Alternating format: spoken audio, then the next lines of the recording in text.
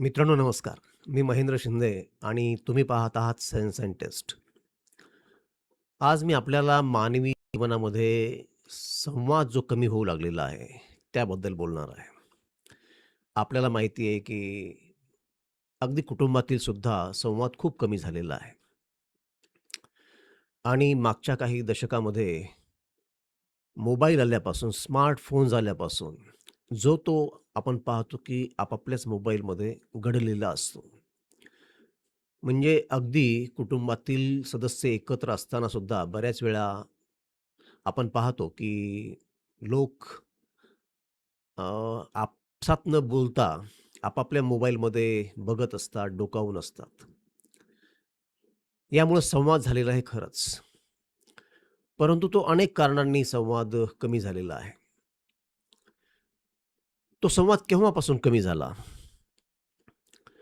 तर मला वाटतं पहिल्यांदा जेव्हा औद्योगिक क्रांती झाली, देशाला स्वातंत्र्य मिळालं आणि लोक शहराकडे जाऊ लागले. त्या शहराकडे जाण्यापाठीमागे अनेक कारणं त्याची चर्चा आता इथे नको. परंतु जेव्हा तुमच्या कुटुंबातील सदस्य, विशेषतः तरुण मुलं, लग्नानंतर शहरामध्ये जाव्या लागणाऱ्या मुली, हे जेव्हा शहरामध्ये जातात, तर आपोआपच ते आता एका इको सिस्टममध्ये न राहता, एकाच कुटुंबातील सदस्य वेगवेगळ्या इको सिस्टममध्ये राहत असतात. म्हणजे खेड्यामध्ये राहणारे, शेत सांभाळणारे, आई-वडील आणि शहरात गेलेला मुलगा, ते शहराचं इकोसिस्टम. तर त्या-त्या ठिकाणचे प्रश्न वेगळे, त्या-त्या ठिकाणचं वातावरण वेगळं, शैक्षणिक स्थिती वेगळी आणि त्यामुळे हा फरक पडत जातो. हे 2 विश्व बनतात. एकाच विश्वात राहणाऱ्या कुटुंबातील सदस्यांना आपापली भाषा कळत असते. सर्वांची भाषा एकच असते म्हणून आणि त्यामुळे त्यामध्ये संवाद होत असतो. परंतु एकाच कुटुंबातील सदस्य जेव्हा 2 विश्वात राहिल्या जातात, 2 इकोसिस्टममध्ये राहिल्या जातात, तेव्हा सहजपणे त्यांच्या भाषा बदलतात, त्यांचे कन्सर्न्स बदलतात, त्यांचे राहणीमान बदलतं आणि त्यामुळं भाषा एक राहत नाही. त्यामुळे संवाद दुरापास्त होतो. या संवादाविषयी बोलत असताना आपल्याला नक्कीच मोबाईलचा उल्लेख करावा लागेल. गेल्या 20 एक वर्षामध्ये मोबाईल आला, मुख्यत्वे स्मार्टफोन आले आणि त्यानंतर माणसं इतर माणसांची राहिलीच नाहीत एका अर्थाने. ती त्यांच्या मोबाईलचीच बनली. म्हणजे कुटुंबातील सदस्य जेव्हा एकत्र असतात, त्यावेळी सुद्धा आपण पाहतो, की अनेक लोक एकाच कुटुंबातील आपापल्या मोबाईलमध्ये गढून गेलेले असतात. मोबाईलमध्ये ते आपापलं जग शोधतात. आता मोबाईलमध्ये तर सगळी दुनियाच आहे. त्यामुळे त्यांच्या विचार प्रक्रियाही बदलतात. मुख्य म्हणजे अटेन्शनचा स्पॅन कमी होतो, रील्समुळे विशेषतः. हे एक प्रमुख कारण आहे आणि हे आपल्यापैकी प्रत्येकाला माहिती आहे. म्हणजे मीच सांगतोय असं नाही. बहुतेक वेळा संवाद का होत नाही, याची चर्चा करत असताना अगदी मोबाईल येण्यापासून आपल्याला माहिती आहे, अगदी म्हणजे पूर्वापारपासून माहिती आहे आणि हे फार प्राचीन सत्य आहे, की माणसा-माणसातील अहंकार आणि स्वार्थ हे संवादाच्या मुख्यत्वे आड येत असतात. कारण आपला अहंकार सांभाळत-सांभाळत आपल्या अहंकाराची दुसऱ्याला आपण ज्याच्याशी संवाद करत आहोत, त्याला चाहूल न लागू देण्याचा प्रयत्न करणे, आपले स्वार्थ दडवून ठेवणे, हे दडवून ठेवत असताना आडून-आडून प्रश्न विचारणे, दुसऱ्याच्या मनातील काढून घेण्याचा प्रयत्न करणे आणि याची भणक जेव्हा दुसऱ्याला लागते, समोरच्याला लागते, तर तोही माणूस साहजिकपणेच संकोचून जातो, आक्रसून जातो आणि हा संवाद पुन्हा जास्तीचाच तुटक होत जातो. आणि हा संवाद होत असताना किंवा हे 2 माणसं बोलत असताना याचीही चाहूल त्या दोघांनाही लागत असते आणि मग परिस्थिती आणखीच बिकट होत जाते. तर ही अशी गोष्ट. इथपर्यंत आपल्याला माहिती आहे. आणखीन एक गोष्ट जी तुम्हाला, मला सगळ्यांनाच माहिती आहे, परंतु ज्याचा उल्लेख मात्र कधी होत नाही. त्याविषयी मी बोलणार आहे. म्हणजे ती गोष्ट मलाच माहिती आहे आणि इतरांना नाही असं नाही आहे. परंतु त्याबद्दल बोलण्याचं कोणी धाडस करत नाही. का करत नाही? तर त्याबद्दल बोलून फायदाही नसतो आणि ती गोष्ट म्हणजे बुद्धीचं समतुल्य असणं. खरा संवाद बुद्धीनं समतुल्य असणाऱ्या 2 पार्टीजमध्ये, 2 व्यक्तीमध्येच होऊ शकतो. त्यापूर्वी नाही.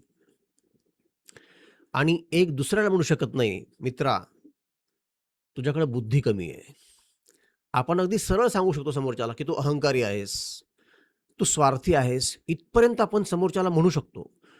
परंतु त्याला "तुला बुद्धी नाहीये," असं मात्र आपण म्हणू शकत नाही दुर्दैवाने. कारण आपण असं समजूया, गृहीत धरूया, की 2 व्यक्तीमध्ये खूप प्रेम आहे. 2 मित्र असतील किंवा 2 कुटुंबातील सदस्य असतील. चांगली गोष्ट आहे. प्रेम कदाचित सर्वात महत्त्वाची गोष्ट आहे. परंतु प्रेम कितीही असलं तर तरी एक जर दुसऱ्याला समजून घेण्यामध्ये तो काय म्हणतोय आणि त्याची काय म्हणण्यामागे काय त्याचं प्रयोजन आहे, हे जर समोरच्याला कळालं नाही बुद्धीच्या अभावामुळे, तर हा संवाद तिथेच थांबतो आणि नंतर भविष्यातही तो संवाद फार काही चांगला होऊ शकेल याची शाश्वती राहत नाही. कारण कारण बुद्धी अचानक वाढत नसते. तर मित्रांनो, हा बुद्धीचा जो भाग आहे, बुद्धीचं समतुल्य जे असणं आहे, ते खूप महत्त्वाचं आहे. आणि अलीकडच्या काळामध्ये जेव्हा समाजच दुभंगलेला आहे, धर्माच्या नावावर, जातीच्या नावावर, तेव्हा तर हा संवाद अधिकच क्लिष्ट बनतो, अधिकच पराकाष्ठ बनतो, अधिकच क्लिष्ट बनतो. कारण आपण जोपर्यंत सत्य स्वीकारत नाहीत समोरच्याचं, तर तो काही दिवस ठीक आहे, वेळ मारून नेईल, आडून-आडून सांगेल, समजावून सांगण्याचा प्रयत्न करेल. परंतु समोरचा जर माणूस आपले जातीय हितसंबंध आणि जातीय अभिनिवेश, जातीय अफिलेशन जर सोडत नसेल, त्यामध्ये कोणीही असेल, मी असेल, तुम्ही असताल, कोणीही असेल, तरीही हा संवाद फार पुढे जाऊ शकत नाही, असं मला वाटतं. आणि जगामध्ये शांती, समृद्धी येण्याकरता मला वाटतं, की हे प्रेम आणि हा संवाद कायम राहिला पाहिजे. आपण कदाचित मटेरियली, भौतिकदृष्ट्या कितीही संपन्न होऊ, परंतु आपल्याला आपलं मन रितं करण्याकरता, आपलं मन शेअर करण्याकरता समोरचा कोणीतरी व्यक्तीच लागत असतो. आणि म्हणून ही संवादाची गरज कमी होणार नाही. आता त्याचं महत्त्व अधिक वाढणार आहे. कारण मोबाईल तुमच्यापुढे कितीही सगळं जग आणत जरी असला, तरीही ती तुमची मोबाईल तुमचं म, जी भावनिक भूक जी आहे, जी संवादाची जी भूक आहे, जी इतरांना जुडल्या जाण्याची जी भूक आहे, ती मिटू नाही शकणार. तुम्हाला माणसाकडे यावं लागणार आहे. आणि म्हणून म्हणतो मित्रांनो, की या संवादामध्ये अडचणी असतील, तर ते आपण कमी करण्याचा प्रयत्न केला पाहिजे. म्हणजे आपण जर थोडासा स्वार्थीपणा कमी केला, आपण जर आपला अहंकार थोडासा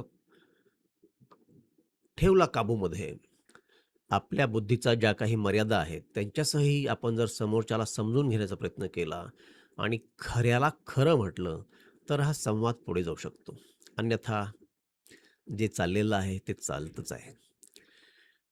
आपल्याला याबद्दल काय वाटतं ते आपण मला कमेंटमध्ये लिहून सांगा. हा व्हिडिओ आवडल्यास लाईक करा, शेअर करा. अशा प्रकारचं चिंतन मी आपल्यापुढे नेहमीच आणत असतो. म्हणून चॅनलला सबस्क्राईबही करा. पुन्हा भेटूच. तोपर्यंत नमस्कार.